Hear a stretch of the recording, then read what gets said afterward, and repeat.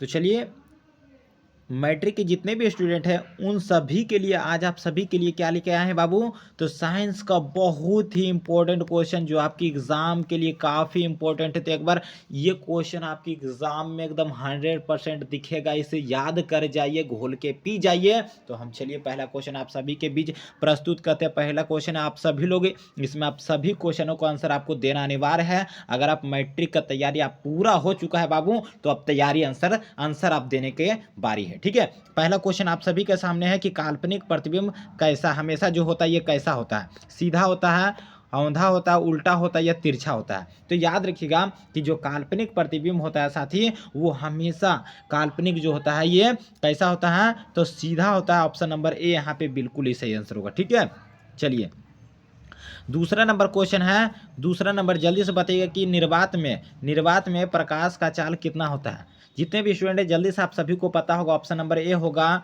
B होगा, सी होगा या डी होगा। तो याद रखिएगा निर्वात में जो प्रकाश का चाल होता है बाबू, वो आप सभी को पता होगा कि 3 × 10⁸ मीटर प्रति सेकेंड होता है, जो ऑप्शन नंबर ए में है। ऑप्शन नंबर ए यहाँ पे बिल्कुल ही सही आंसर हो जाएगा। चलिए तीसरा नंबर क्वेश्चन है कि दो डायोप्टर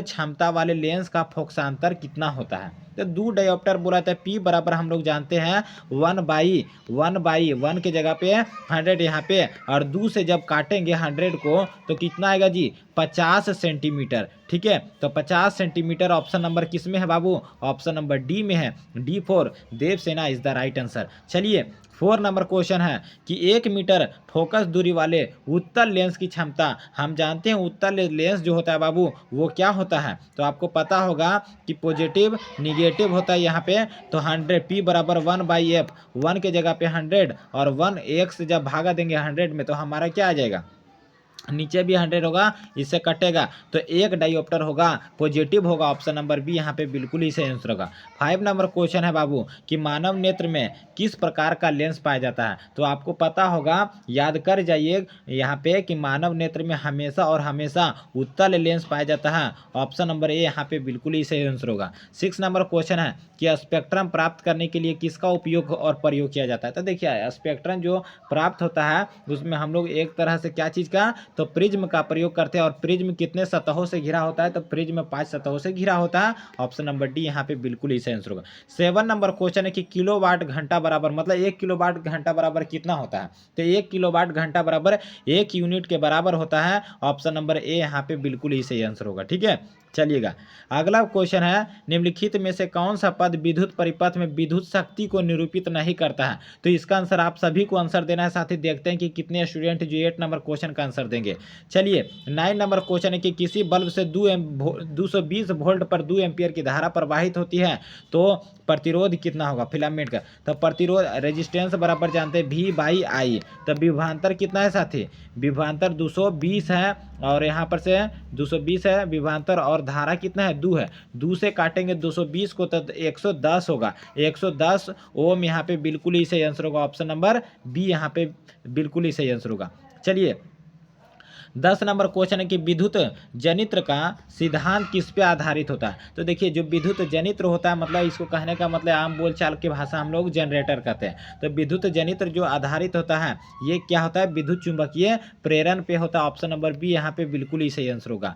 चलिए 11 नंबर क्वेश्चन की घरेलू उपयोग के लिए विद्युत आपूर्ति की, मतलब कितना हमारे घरों में विद्युत आपूर्ति आता है वो उसमें वोल्ट कितना होता है, हर्ट्ज कितना होता है। तो याद रखिएगा 220 वोल्ट और 50 हर्ट्ज यहाँ पे होता है। ऑप्शन नंबर सी यहाँ पे बिल्कुल ही सही आंसर होगा। 12 नंबर क्वेश्चन है कि निम्न में से किसका उपयोग खाना बनाने वाले ईंधन के रूप में नहीं किया जाता है। एलपीजी का किया जाता है, कोयला से भी बनता है, बायोगैस से भी होता है, लेकिन सीएनजी का प्रयोग हम लोग ईंधन के रूप में नहीं करते हैं। सीएनजी का फुल फॉर्म होता है compressed natural gas. Option number यहाँ पे बिल्कुल ही सही आंसर होगा।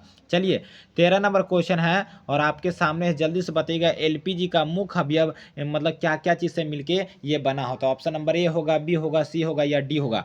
तो नॉर्मल, ब्यूटेन और आइसोब्यूटेन का ये मिश्रण होता है, नॉर्मल ब्यूटेन एवं आइसोब्यूटेन। यहाँ पे बिल्कुल ही सही आंसर होगा ऑप्शन नंबर बी। चलिएगा 14 नंबर क्वेश्चन है कि समीकरण आपको दिया है CaCO3 को जब अभिक्रिया कराया जाता है तो कैल्शियम ऑक्साइड यानी CaO, जिसे हम लोग कैल्शियम ऑक्साइड कहते हैं, और कार्बन डाइऑक्साइड गैस मुक्त करता है। तो ये किस प्रकार की अभिक्रिया, तो देखिए एक तरह से क्या हुआ, CaCO3 यहाँ पे अलग हो गया है, कैल्शियम ऑक्साइड और कार्बन डाइऑक्साइड, तो ये अलग हो गया है यानी टूट गया है। तो ये वियोजन अभिक्रिया ऑप्शन नंबर ए यहाँ पे बिल्कुल ही सही आंसर हो जाएगा। 15 नंबर क्वेश्चन है कि AB प्लस CD को जब अभिक्रिया कराया जाता है तो A क्या होता है, D के साथ जुड़ जाता है, और C क्या होता है, B के साथ जुड़ जाता है। तो इस अभिक्रिया का नाम होता है क्या जी, तो याद रखिएगा उभय विस्थापन अभिक्रिया हो जाएगा, ऑप्शन नंबर सी यहाँ पे बिल्कुल ही सही आंसर होगा। चलिए विरंजक चूर्ण का रासायनिक सूत्र क्या होता है साथी, तो याद रखिएगा विरंजक चूर्ण का रासायनिक सूत्र होता है CaOCl2, CaOCl2, यहाँ पे ऑप्शन नंबर सी हो जाएगा। 17 नंबर क्वेश्चन है बहते हुए रक्त को रोकने में कौन सा यौगिक है जो उपयोगी होता है, तो कहीं पे कट छट जाता है साथी, तो इसको रोकने के लिए जो यौगिक है वो होता है फिटकरी, यहाँ पे ऑप्शन नंबर डी बिल्कुल ही सही आंसर होगा। अगला नंबर 18 नंबर क्वेश्चन है कि पीतल क्या होता है, तो आपको पता होगा पीतल किसका मिश्र धातु होता है जी, तो पीतल तांबा और ठीक है, पीतल बोला है, ठीक है, तो तांबा और जस्ता का, तांबा और जस्ता का, तो ये क्या है, ये मिश्र धातु है साथी, ऑप्शन नंबर सी यहाँ पे बिल्कुल ही सही आंसर होगा। 19 नंबर क्वेश्चन है कि सबसे कठोर प्राकृतिक पदार्थ क्या होता है, सोना होता है, चांदी होता है, लोहा होता है या हीरा, तो हीरा सबसे कठोर प्राकृतिक पदार्थ होता है और इसका अपवर्तनांक 2.24 इतना होता है, ठीक है, 2.42 होता है हीरा का ठीक है, हीरा का तरंगदैर्घ्य कितना होता है साथी, चाल कितना होता है, ठीक है, तो यहाँ पे याद रखिएगा 1.2 गुने 10⁸ मीटर प्रति सेकेंड होता है साथी। चलिए अगला है कांसा मुख्य अवयव, मतलब कांसा क्या क्या चीज से मिलकर बना था, कॉपर और टीन से, क्या चीज, कॉपर और टीन से मिलकर बना होता है, ऑप्शन नंबर ए यहाँ पे बिल्कुल ही आंसर होगा। और लास्ट क्वेश्चन है 21 नंबर क्लोरोमीथेन का सूत्र क्या होता है क्लोरोमीथेन का सूत्र क्या होता है, तो CH3Cl, यहाँ पे ऑप्शन नंबर बी बिल्कुल ही सही आंसर होगा। जितने भी स्टूडेंट 21 में से आप सभी का कितना आंसर सही हुआ हमें कमेंट करके जरूर बताइएगा, और जितना हो सकता है अपने सभी दोस्तों के पास एकदम आग लगा करके शेयर कर देना। चलिए धन्यवाद, फिर मिलेंगे एक नए शानदार और बहुत ही जल्द आप सभी का लाइव क्लास स्टार्ट होने वाला है। जय हिंद।